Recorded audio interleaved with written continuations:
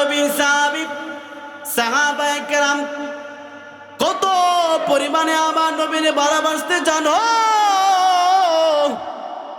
নবীর সাহাবী আবু বকর জানাতের নবী, আমার পিঠের উপর আপনি বসে যান। আমার নবী আবু বকরের পিঠের মধ্যে বসে উঁচু পাহাড় বে নবীকে ওই গুহার মধ্যে তুললেন, পাহাড়ের মধ্যে তুললেন।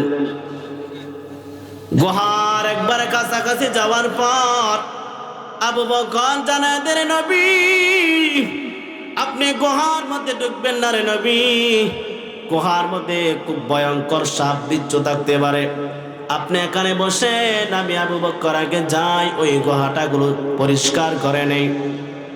আল্লাহ নবীর সাহাবী আবু বকর গুহার মধ্যে ঢুকার পর গুহাটা সুন্দরভাবে পরিষ্কার করলেন। ওই গুহার মধ্যে কয়েকটা ছিদ্র ছিল, যে ছিদ্রের মধ্যে সাপ ছিল। নবীর সাহাবী আবু বকরের মাথার মধ্যে পাগড়ি ছিল। আবু বকরের ওই পাগড়ি খুলে টুকরা টুকরা করে ওই ছিদ্রগুলো বন্ধ করে দিয়েছে। একটা ছিদ্র মাত্র ছিল, ছিদ্র ঢাকার মধ্যে কোনো আবু বকরের কাছে কোনো জিনিস ছিল না, কাপড় ছিল না।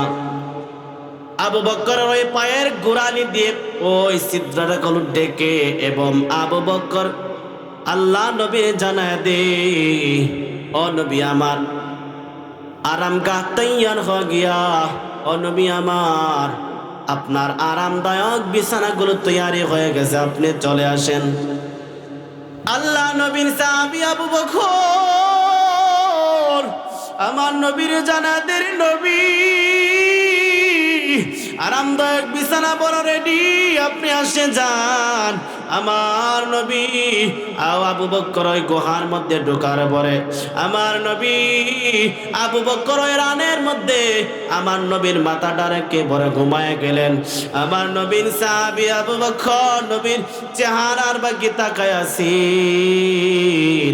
ওই দিকে যে ছিদ্রের মধ্যে আবু বকরের গোড়ালি ছিল, ওই গোড়ালি ওই ছিদ্রের মধ্যে একটা সাপ ছিল। সাপে আবু বকরকে ধ্বংস করে দিয়েছে বিদায় আবু বকরের শরীরটা লাল হয়ে গেল। আমার নবীর সাহাবী আবু বকর ওই গুহার মধ্যে গুহার সাপ আবু বকর ওই গোড়ালির মধ্যে চুপ দিয়েছে, কিন্তু আবু বকর ক্লান্ত হয় না। আবু বকর লাল হয়ে গেল, তার চেহারাগুলো লাল হয়ে গেল।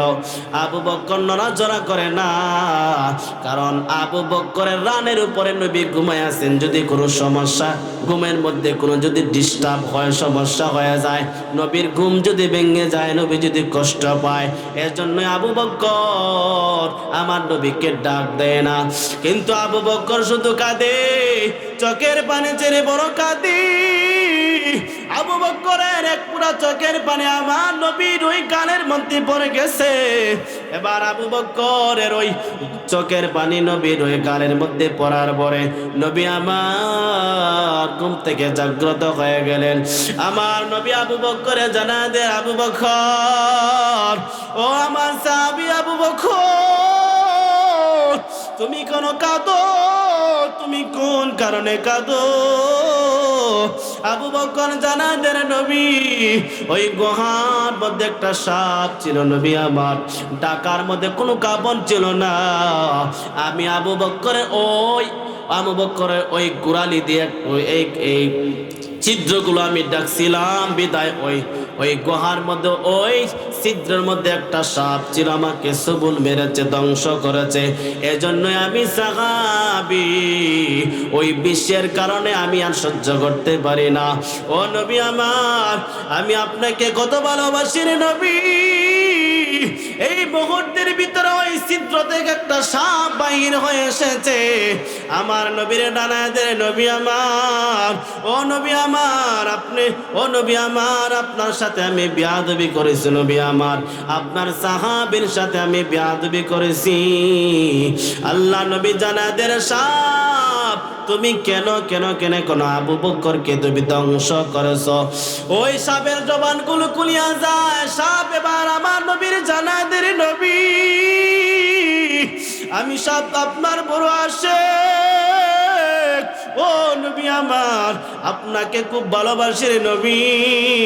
ও নবী আমার, 100 বছর আগে আমি ও আসমানি কিতাবের পার দিয়ে যাচ্ছিলাম নবী, আর আমি সাপ শুনছিলাম এই গুহা দিয়ে আপনি সফর করবেন। বিদায় আমি সাপ 100 বছর পর্যন্ত গুহার মধ্যে থাকছি রে নবী আমার। ও নবী আমার, আপনার ওই সাহাবী আবু বকর আপনাকে দেখতে দেয় না। আপনার সাহাবী আবু বকর একটা গুহার একটা ছিদ্র ছিল, আপনার সাহাবী আবু বকর ওই ছিদ্রটাও গোড়ালি দিয়ে ডেকে রাখছে রে নবী আমার। আমি আমার ইশকের জ্বালায় আপনাকে দেখার জন্য আমি সাপ বড় পাগল ছিলাম রে নবী। 100 বছর পর্যন্ত আমি গুহার মধ্যে আমি আশ্রয় নিয়েছি নবী আমার, একমাত্র আপনাকে দেখার জন্য। ও নবী আমার, আপনার আশিক আমি বড় আশিক। আমি ইশকের ঝালা আপনার সাহাবীর আবু বকরের ওই গুড়ার মধ্যে আমি ধ্বংস করে নবী আমার বেয়াদবি মাফ করবেন। এ পুরান গাঁয়ের মুসলমানেরা, আমার নবীর ওই সাপে যদি ভালোবাসতে পারে, জংলার হরিণকে যদি ভালোবাসতে পারে, আমার নবীকে ওই মাছে যদি ভালোবাসতে পারে রে, ও পুরান গাঁয়ের মুসলমানেরা, আমার নবীর উম্মত হয়ে কেন আমার নবীকে ভালোবাসতে পারবো না? এ মায়ার নবীর উম্মত, আমার নবী ওই মদিনাওয়ালা নবী আমাদের জন্য কত কষ্ট করে। وقال النبي صلى الله عليه وسلم من صلى عليه واحدة صلى الله عليه عشرا صلى الله على سيدنا ومولانا محمد وعلى آله وأصحابه وسلم صلى الله على سيدنا ومولانا محمد وعلى آله وأصحابه وسلم। সবাই একটু জিকির করি মুহাব্বতের সাথে, লা ইলাহা জোরে লা ইলাহা ইল্লাল্লাহ, লা ইলাহা ইল্লাল্লাহ, লা ইলাহা। বহু দূরে মদিনা কেমনে যাইব জানি না, দয়ার আল্লাহ দয়া কর, মায়ার আল্লাহ মায়া কর, দয়ার মাবুদ দয়া কর, পোড়াও দিলের বাসনা, লা ইলাহা ইল্লাল্লাহ, লা ইলাহা ইল্লাল্লাহ, লা ইলাহা ইল্লাল্লাহ মুহাম্মাদুর রাসূলুল্লাহ। मैं सूरत यूसुफ को नहीं चाहने वाला, मैं सूरत यूसुफ को नहीं चाहने वाला, काइस के मनंदे नहीं आशिक लैला, काइस के मनंदे नहीं आशिक लैला। मैं आशिक लैला को मेरा इश्क दीवाना, मैं आशिक लैला को मेरा इश्क दीवाना, ए जुमला जगह जिसके तजल्ली से उजाला, ए जुमला जगह जिसके तजल्ली से उजाला, उल्फत में बराबर के वफा हो के जफा हो, उल्फत में बराबर के वफा हो के जफा हो, हर चीज में लज्जत गाया करो दिल में बोझा हो, हर चीज में लज्जत गाया करो दिल में बोझा हो। मौलाया सल्लि व सल्लिम दाइमन अबदन अला हबीबिका खैरि कुल्लिहिम, सुब्हानक ला इल्म लना इल्ला मा अल्लमतना इन्नका अंतल अलीमुल हकीम। रब्बि इश्रह ली सदरी व यस्सिर ली अमरी वहलुल उक़दतम मिन लिसानी यफ़क़हू क़ौली। Rabbi ज़िदनी इल्मा, rabbi ज़िदनी इल्मा, rabbi ज़िदनी इल्मा, rabbi ज़िदनी इल्मा, rabbi ज़िदनी इल्मा, rabbi ज़िदनी इल्मा। ला इलाहा इल्लल्लाह मुहम्मदुर रसूलुल्लाह। সবাই একবার আওয়াজ দিয়ে বলি সাল্লাল্লাহু আলাইহি ওয়াসাল্লাম।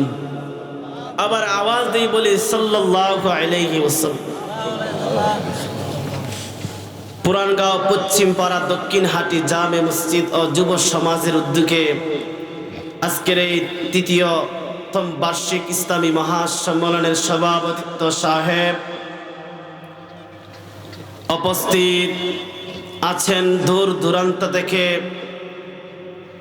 আমার বাবার বয়সী মুরব্বী বাবারা, যুবক ভাইয়েরা ও ছোট ভাইয়েরা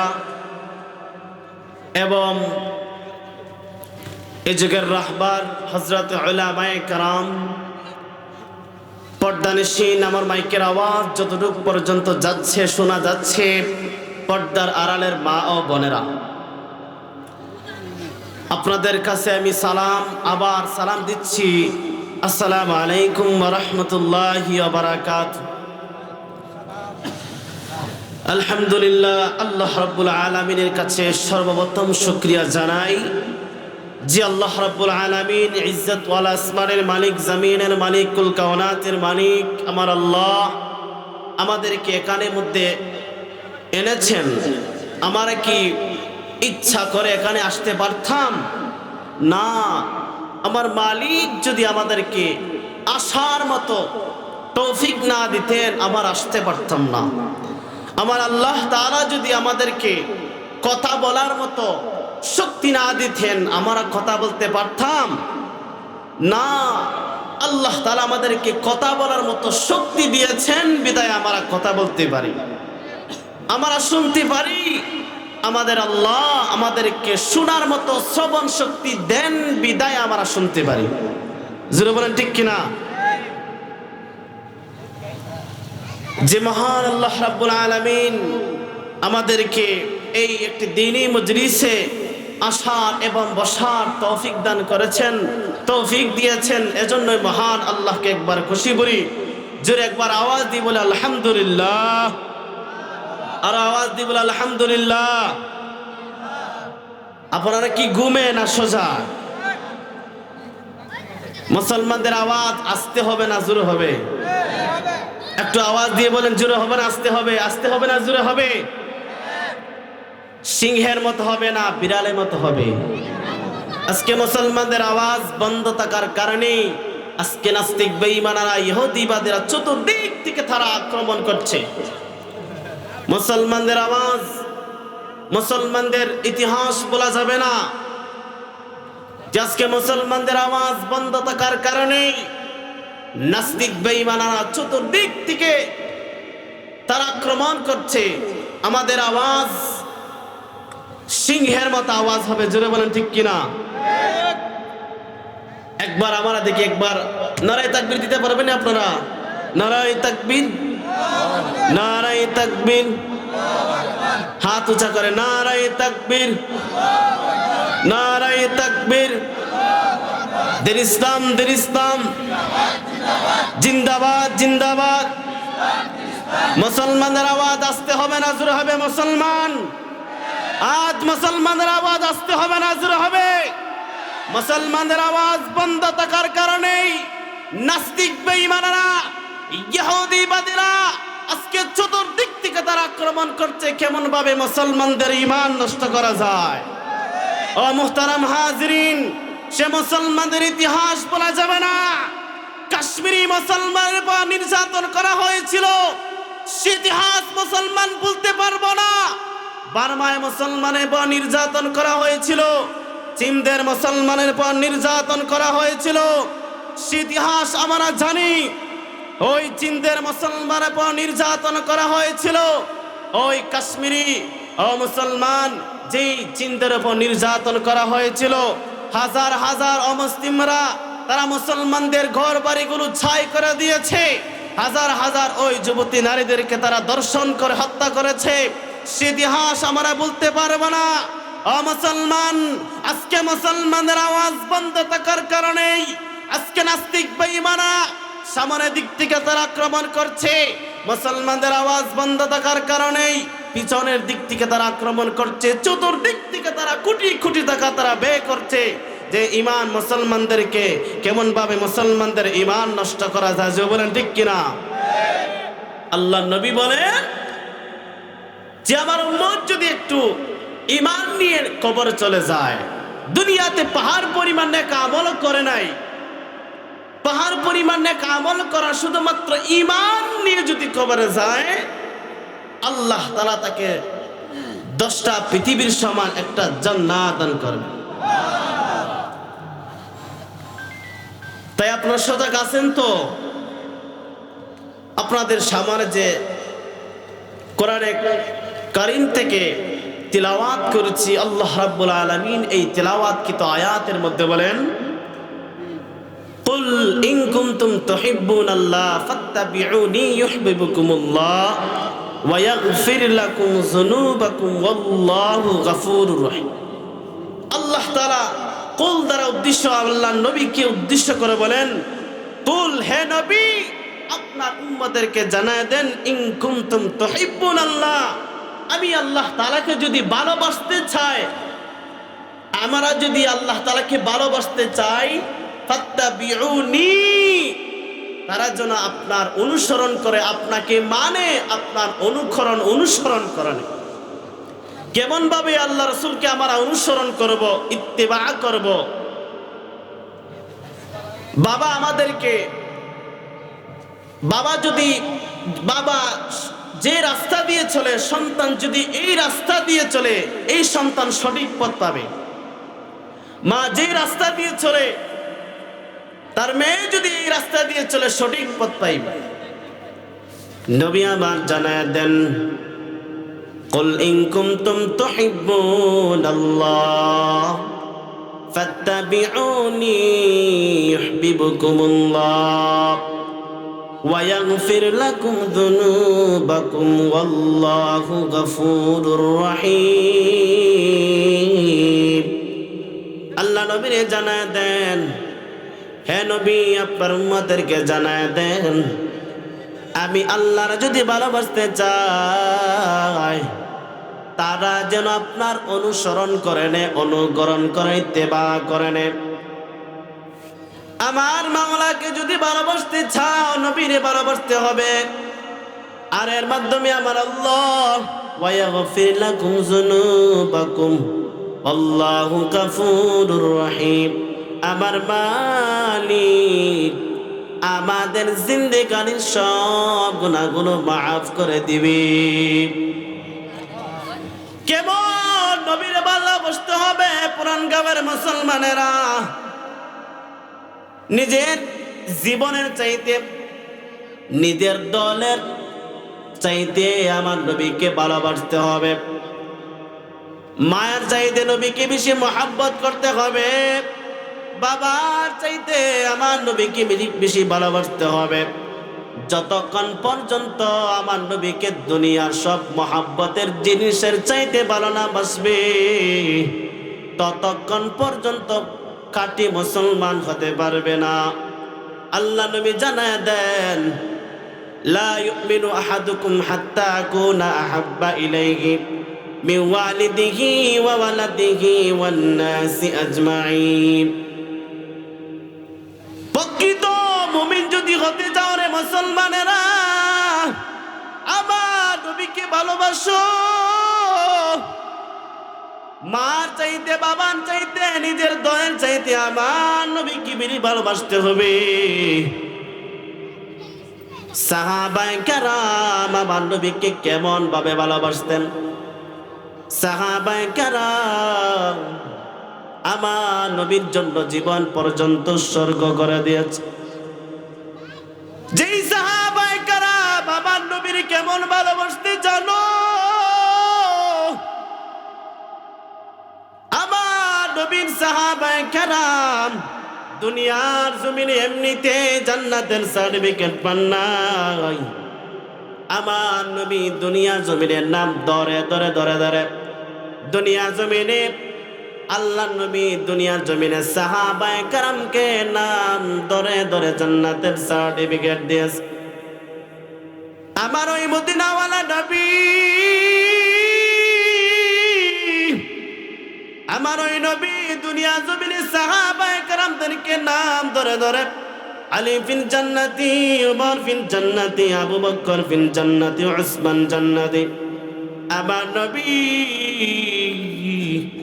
এইভাবে নাম ধরে ধরে ধরে ধরে সাহাবায়ে কেরামকে জান্নাতের সার্টিফিকেট দিয়েছেন।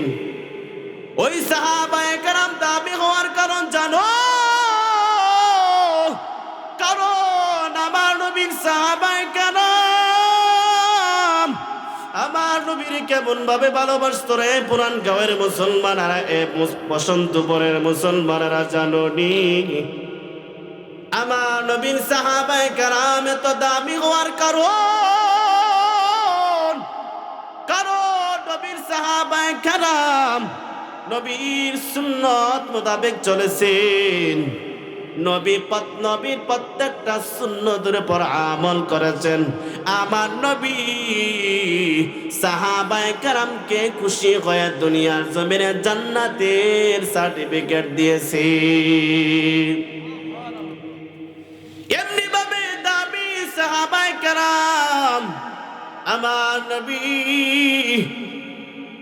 নবীর সাহাবায়ে কেরাম দাবি হওয়ার কারণ এমন এমন সাহাবায়ে কেরাম আছেন যেই সাহাবায়ে কেরাম জীবন পর্যন্ত উৎসর্গ করে দিয়েছেন। আমার নবীর সাহাবায়ে কেরামের ওয়াকিয়া যদি আপনাদের সামনে পড়ে, চোখ দিয়ে টপ টপ টপ টপ করে পানি পড়ে মুসলমানেরা। আমার নবীর একজন সাহাবী নাম হলো আবু দুজানা রাদিয়াল্লাহু তাআলা। আমার নবী সাহাবায়ে কেরামদেরকে নিয়ে যুদ্ধের ময়দানে চলে গেলেন। আমার নবী সাহাবায়ে কেরামদেরকে নিয়ে যুদ্ধের ময়দানে রওনা।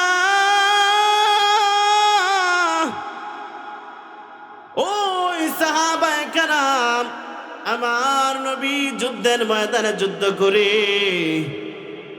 আর নবীর একজন আশিক সাহাবী নাম হলো আবু দুজানা রাদিয়াল্লাহু তাআলা আনহু। আমার নবীর দিকে বেঈমানরা আমার নবী যুদ্ধের ময়দানে যুদ্ধ করে বেঈমানরা আমার নবীর দিকে তীর নিক্ষেপ করতেছে। সাহাবী আবু দুজানা তাকায় দেখে বেঈমানরা একবারে সামনের বুকের দিক থেকে আমার নবীকে তীর বল্লম করে নিক্ষেপ করতেছে। আমার নবীর সাহাবী আবু দুজানা আমার নবীর কেমন ভাবে ভালোবাসতে জানো? আমার নবীর সাহাবী আবু দুজানা আমার নবীর একবারে বুকের সামনে ডাল হিসাবে দাঁড়ায় গেলেন। মানুষের ডাল ব্যবহার করে নিজেকে রক্ষা পাওয়ার জন্য, তীরের আঘাত থেকে, বল্লদের আঘাত থেকে রক্ষা পাওয়ার জন্য ডাল ব্যবহার করে। আবার নবীর ওই সাহাবী আবু দুজানা আমার নবীর একবারে সামনে, বুকের সামনে দাঁড়ায় গেল, যেন বেঈমানেরা আমার নবীকে তীর নিক্ষেপ করতে না পারে। নবীর ওই সাহাবী আবু দুজানা আমার নবীর সামনে দাঁড়ায় গেছি। ওই বেঈমানেরা আবু দুজানার বুকের মধ্যে তীর নিক্ষেপ করে রে। ও মুসলমানেরা, ও পুরান গাঁয়ের মুসলমানেরা, আবু দুজানার শরীরটা কত বিক্ষত হয়ে গেল। আবু দুজানা আবার তাকায় দেখে বেঈমানেরা আমার নবীর পিছন দিক থেকে তীর নিক্ষেপ করি। আবু দুজানা ওই পিছনের দিক থেকে চলে গেল। আবু দুজানা এবার তাকায় দেখে বেঈমানেরা নবীর ডান দিক থেকে বেঈমানেরা তীর নিক্ষেপ করে। নবীর সাহাবী আবু দুজানা ওই ডান দিক থেকে এলেন, ডান দিক থেকে বেঈমান আবু দুজানার শরীরের মধ্যে তীর নিক্ষেপ করেছে। সাহাবী আবু দুজানা এবার তাকায় দেখে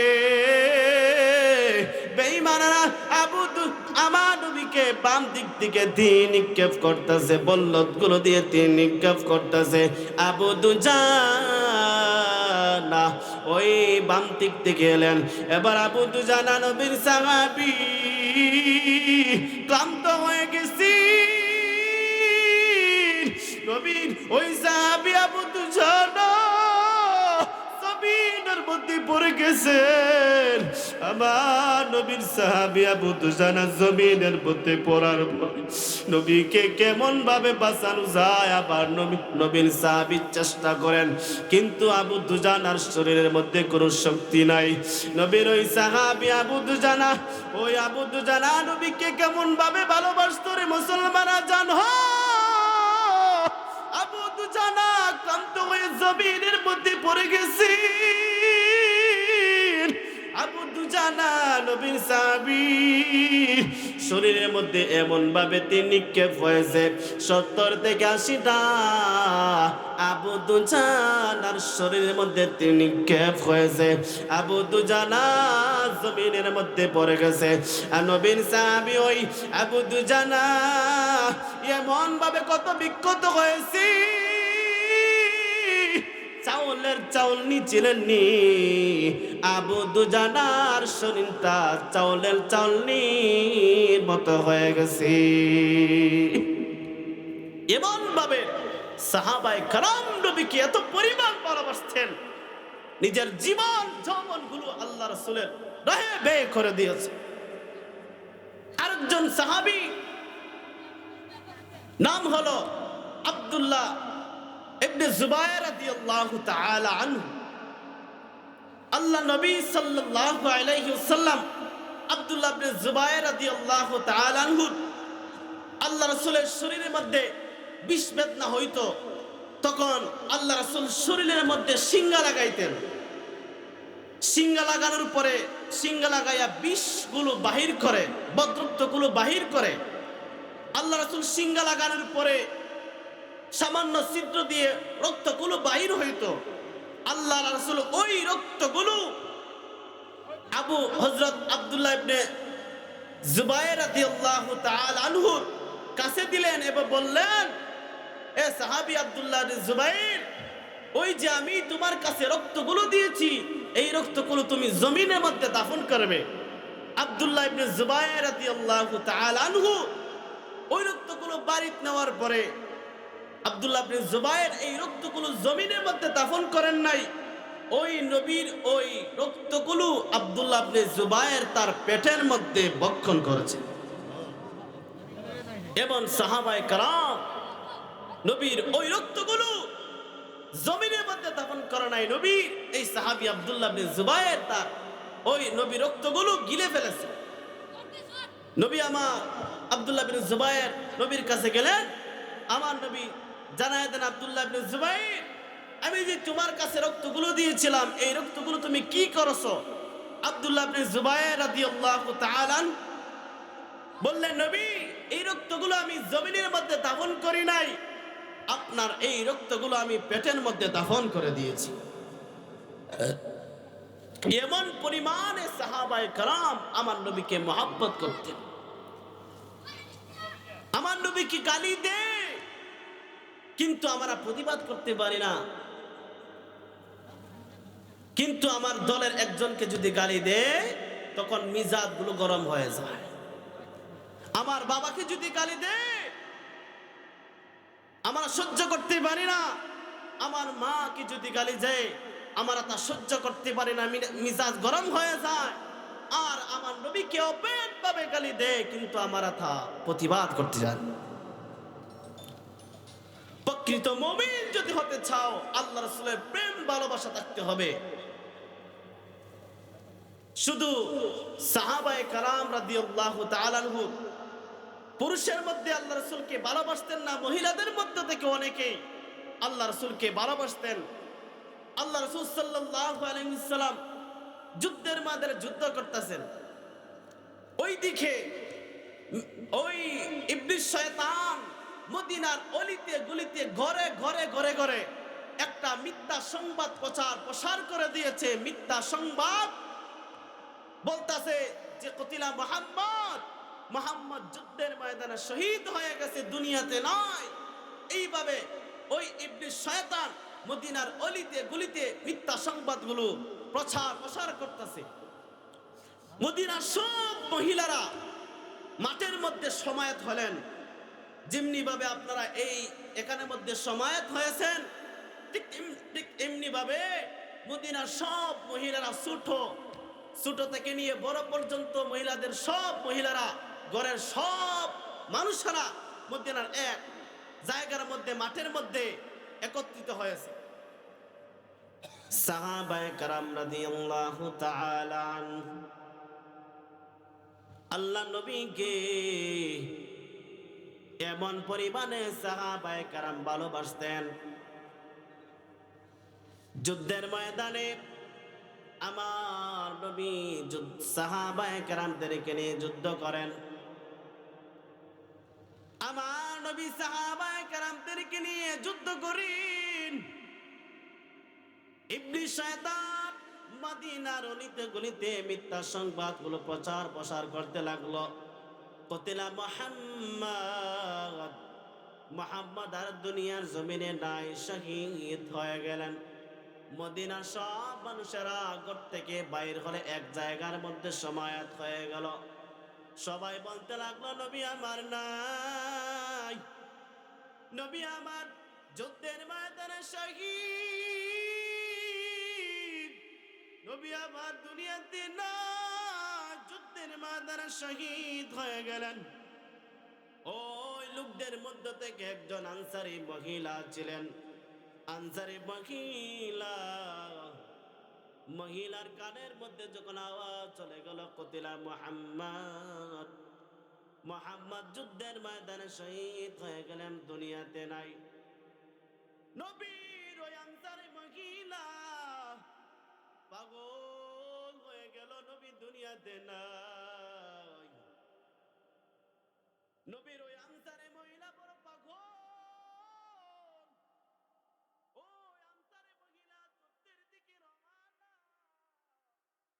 যুদ্ধের দিকে এবার রওনা হয়ে গেলেন, কারণ আমার নবী নাই, আমার নবী যুদ্ধের ময়দানে শহীদ।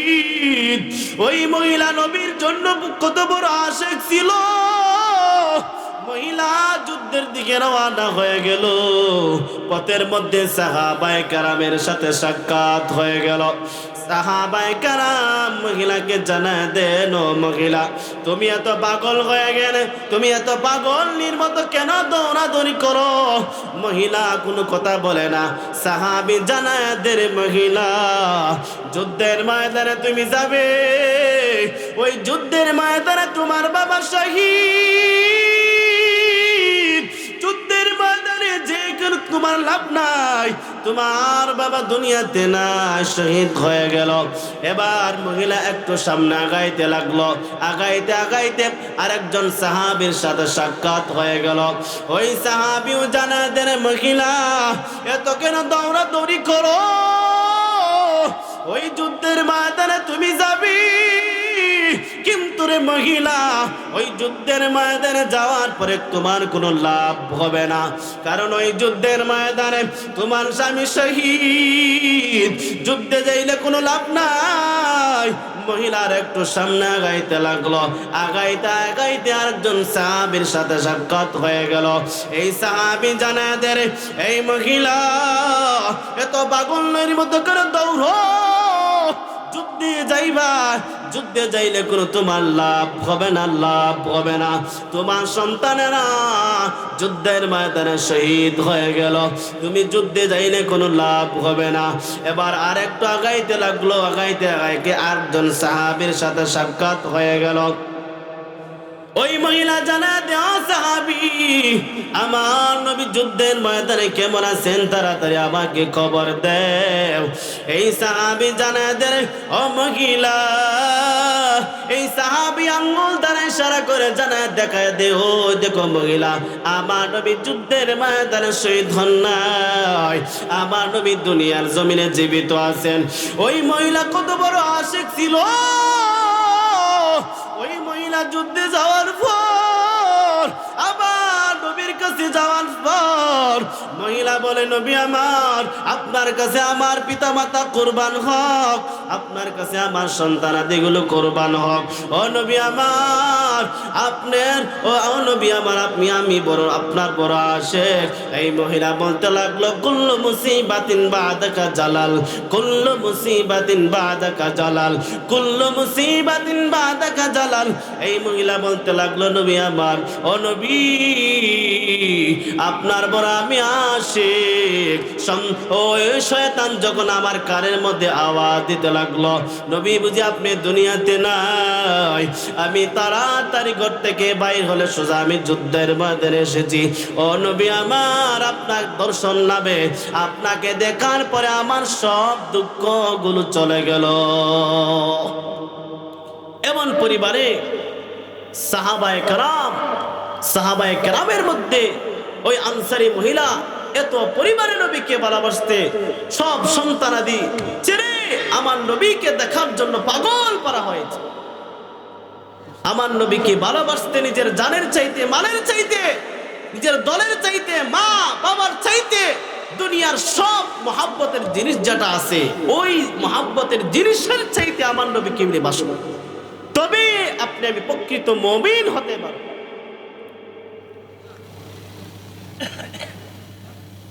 যেই সাহাবায়ে কেরাম রাদিয়াল্লাহু তাআলা আনহু একজন আদনান সাহাবীর সমান, দুনিয়ার সব আলিমরা যদি, মুহাদ্দিস মুফতি মুহাদ্দিসরা যদি এক জায়গার মধ্যে, এক পাল্লার মধ্যে রাখে, আর একজন আদনান সাহাবীকে যদি এক পাল্লা রাখা হয়, দুনিয়ার সব ওলি কুসুকগুলো, মুহাদ্দিস মুফতিগুলোর চাইতে নবীর একজন সাহাবীর, আদনান সাহাবীর ওই পাল্লাটা ভারী হয়ে যায়।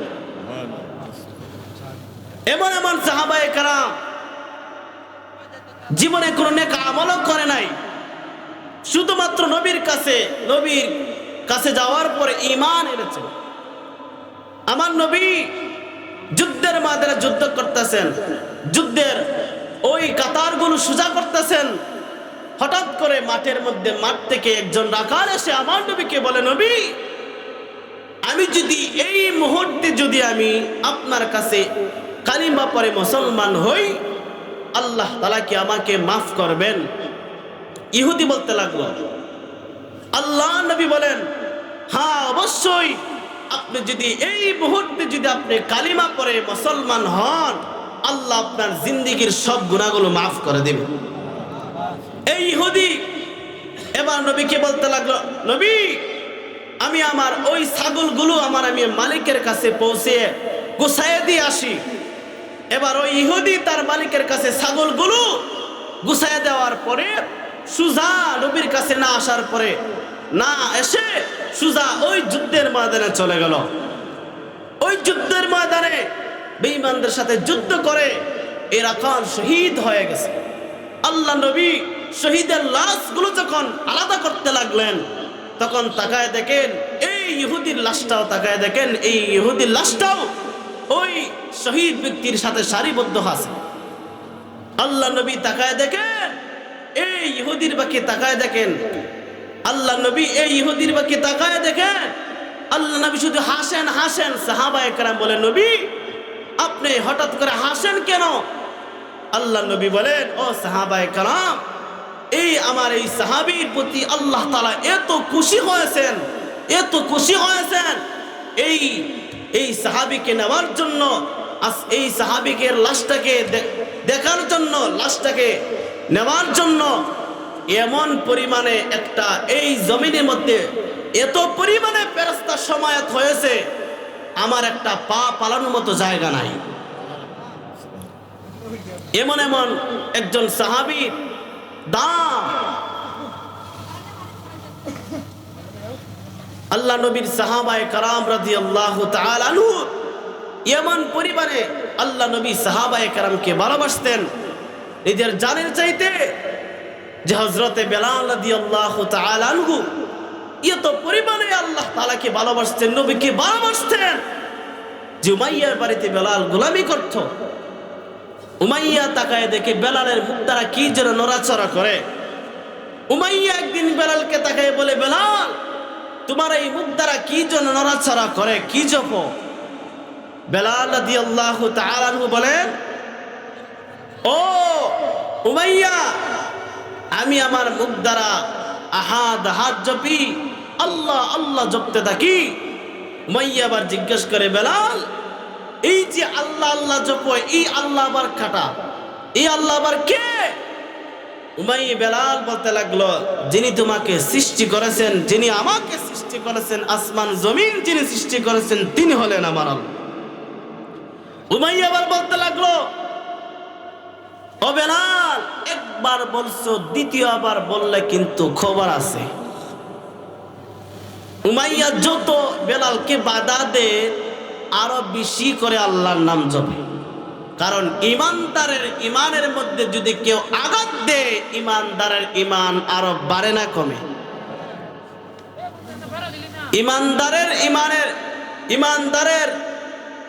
ইমানদার ব্যক্তিকে যদি তার ইসলাম থেকে, কোরআন থেকে, ইসলাম থেকে যদি আপনি যদি ইসলামের বিরোধিতা করেন, ইমানদারের সামনে যদি আমার নবীকে গালি দেন, সে অবশ্যই প্রতিবাদ জানাবে। তো বেলাল, উমাইয়া যত বেলালকে বাধা দেয়, আরো বেলাল তত বেশি আল্লাহর নাম জানে। এবার বেলাল এত পরিমাণে বেলালকে তো কষ্ট দিয়েছে, তার বুকের মধ্যে বাড়ি বাড়ি জিনিসগুলো, পাথরগুলো রাখছে, এবং বেলাল রাদিয়াল্লাহু তাআলা আনহুর শরীরে কোমরের মধ্যে একটা রশি বেঁধে, উমাইয়া আরেকটা রশি ওই ঘোড়ার মধ্যে বেঁধে, উমাইয়া ওই ঘোড়ার সাথে উমাইয়া ধরতে, ওই রাস্তা দিয়ে যে বেলালকে ঘোড়ার সাথে বেঁধে উমাইয়া চলতে লাগলো। আর বেলালের শরীর গুলো ধুলো বালুই কি অবস্থা হয়েছে। তখন এই রাস্তা দিয়ে হযরত উমর রাদিয়াল্লাহু তাআলা আনহু যাচ্ছেন। উমর রাদিয়াল্লাহু তাআলা বলেন, ও বেলাল, ও উমাইয়া, তোমার কাছে তোমার জাতের একটা গোলাম আমার কাছে আছে, আর আমাদের জাতের যে গোলামটা বেলাল তোমাদের কাছে আছে, তোমার জাতের গোলাম তুমি নিয়ে নেও, আর আমার জাতের গোলাম বেলালকে আমাকে দিয়ে দাও। এইভাবে অনেক সাহাবায়ে কেরামকে কষ্ট দেওয়া হয়েছে, কিন্তু বিন্দু পরিমাণ মাত্র তারা ঈমান ছাড়তে রাজি না। নবীর একজন সাহাবী নাম হলো হযরতে আবু বকর রাদিয়াল্লাহু তাআলা আনহু। সাহাবী হযরতে আবু বকর রাদিয়াল্লাহু তাআলা আনহু নবীকে কেমন পরিমাণে ভালোবাসতেন পুরান গাঁয়ের মুসলমানেরা। নবীর সাহাবী হযরতে আবু বকর রাদিয়াল্লাহু তাআলা আনহু